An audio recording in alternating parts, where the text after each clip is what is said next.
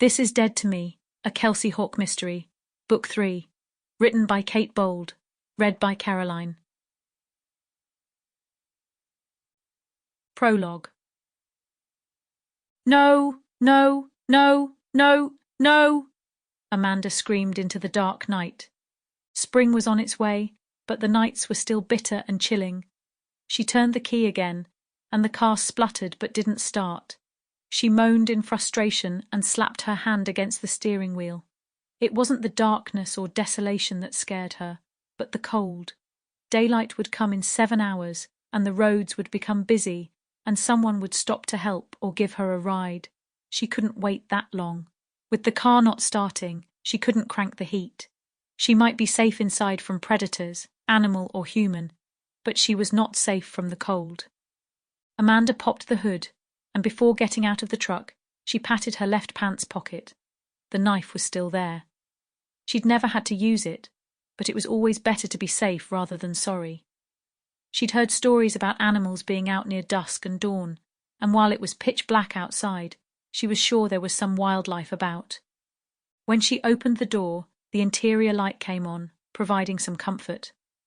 She went around to the front of the vehicle and pulled up the metal hood, sticking the metal rod in place to hold it up. She used the flashlight on her phone to take a look at the engine. She had no idea what she was looking for. Amanda burst out laughing. What was I expecting? A big button saying, "Push me to start the engine if you ever break down."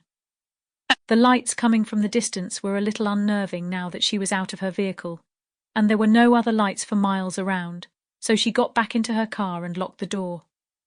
Always better to be safe than sorry. The large vehicle slowed when it got closer and then pulled up alongside her. It was a large red truck, just the cab with no trailer hooked to the back. The passenger side window was rolled down, and a young man leaned over so he could see out and down toward her. He shouted something.